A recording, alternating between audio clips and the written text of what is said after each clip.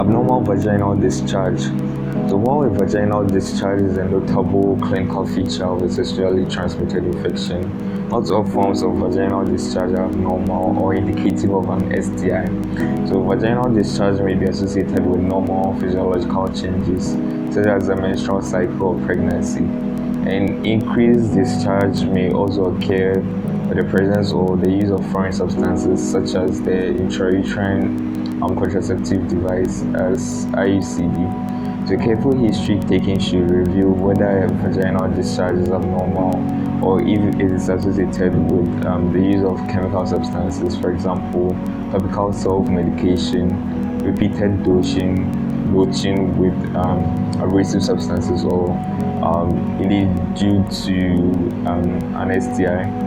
So changes in the characteristics of a woman's vaginal discharge, either in color or the amount, and the presence of additional symptoms and signs, such as soreness and itchiness, indicates a need for medical attention. Abnormal vaginal discharge due to STIs may result in serious pelvic inflammation with sequelae such as ectopic pregnancy and infertility. So careful risk assessment is therefore required of women presenting with a vaginal discharge in order to identify the possible causes and provide appropriate treatment regimens based on the most likely etiology of the vaginal discharge. So factors that must also be considered when selecting treatment for patients include pregnancy status and patient discomfort. Additionally, the syndromic approach must be used to assess the patient, identify risk factors, and also to treat the likely cause of infection.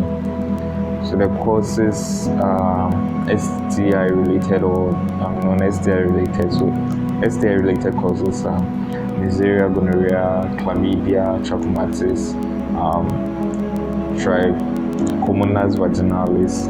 It could be green or yellow, smelly, bubbly, or frothy discharge associated with itching. For herpes simplex virus, that's following extensive first episode of infection. For non-STI related causes, they include candidiasis, as white, lumpy or thick discharge associated with itching, bacterial vaginosis, gray or white, fishy smelling discharge, especially after sexual intercourse, Nerella vaginalis, foreign bodies, and herbal preparations could be a cause too. The symptoms are abnormal vaginal discharge, the change in color, odor, consistency or amount, vaginal itching, vaginal swelling, pain on urination, low abdominal back pain. So the signs that are usually elicited are abnormal vaginal discharge, vulval swelling, vulval erythema, lower abdominal tenderness, cervical excitation, tenderness, and cervical mucopus or erosions. That's on speculum examination. So investigations: high vaginal swab for microscopy culture insensitivity. That's even available. So the main objectives are to identify and treat non-STI vaginitis, also to assess STI risk and treat STI-related infections appropriately, to prevent complications and sequelae, to treat both partners simultaneously as much as possible. Non-pharmacological treatment, promote good perianal and genital hygiene, encourage the use of loose cotton underwear, dry and underwear out in the sun. You wear underwear that is dry, so you keep underwear dry. Avoid bleaching with herbal or chemical preparations. Avoid the use of medicated soaps. So pharmacological treatment, let's look at risk assessment first. The parameters used in the risk assessments for cervicitis are The patient's partner is symptomatic, that is, partner has a urethral discharge. The patient is less than 21 years old. The patient is single. The patient has more than one sexual partner. The patient has had a new sexual partner in the last 3 months. The risk assessment is said to be positive. The treatment for cervicitis is recommended if the answer to the first one, that's the patient's partner being symptomatic, is yes, or the answer to any of the others is yes. If a woman has a vaginal discharge of no positive risk factor, you treat for vaginitis alone.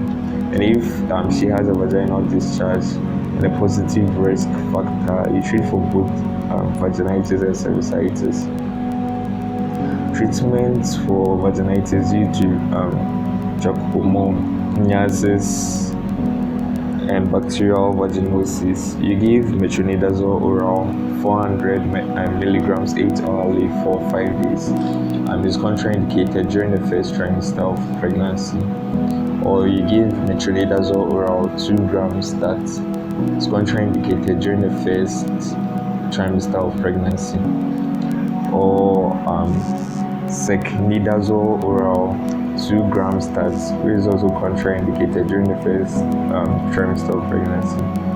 For treatment of vaginitis due to trichomoniasis and bacterial vaginosis for pregnant women in the first trimester, you give clindamycin cream, as 2% vaginal and 1 applicator full at bedtime for 7 days. The treatment for vaginitis due to candidiasis, you give fluconazole oral uncomplicated. You give 150 milligrams that as a single dose. Complicated, you give 150 milligrams 72 hourly for 3 doses, and recurrent, give 150 milligrams daily for 10 to 14 days, followed by 150 milligrams once weekly for 6 days. Or you can give clotrimazole vaginal tablets, 200 milligrams inserted into the vagina at night for 3 days. Or buconazole vaginal tablets, 200 milligrams inserted into the vagina at night for 3 days. And also clotrimazole cream vaginal 1% or 2%, you have to apply twice daily for 3 to 7 days for vulval irritation. The treatment for cervicitis due to gonorrhea, first line treatment, we give cefizine oral 400 milligrams stats and azithromycin oral 1 gram stats. Second line treatment, we use ceftriaxone IM 250 milligrams stats and azithromycin oral 1 gram stats. The treatment for cervicitis due to clindamycin, first line treatment, we give doxycycline oral 100 milligrams 12 hourly for 7 days. You avoid pregnant and nursing mothers. Or erythromycin oral 500 milligrams 6 hourly for 7 days. Or you give azithromycin oral 1 gram stat, which is recommended in pregnancy. The referral criteria, you refer all cases of recurrent vaginal discharge or treatment failures to a health facility where speculum examination can be carried out and microbial culture and antimicrobial sensitivity tests can be done on the vaginal discharge. So let's look at a quick flow chart as abnormal vaginal discharge without speculum examination. The patient complains of vaginal discharge, vulval itching or burning. They take history and examine the patient and assess risk. The abnormal vaginal discharge or vulval erythema. So if it is present, if yes, is there lower abdominal tenderness? If yes, use a flow chart for low abdominal pain. And if no, is risk assessment positive? If no, and you treat for bacterial vaginosis and trichomoniasis. If the risk assessment is positive, you treat for chlamydia, gonorrhea, bacterial vaginosis, and trichomoniasis. So, abnormal vaginal discharge or vulval erythema. If no, are they other vaginal disease?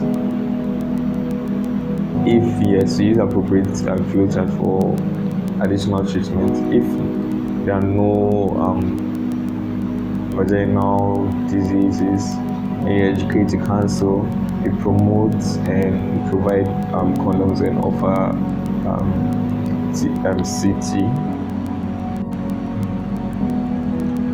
So on the risk assessment, if it is positive, you treat for chlamydia, gonorrhea, bacterial vaginosis, and trichomoniasis, and also you inquire if vulval edema or kid-like discharge or erythema or excoriation are present.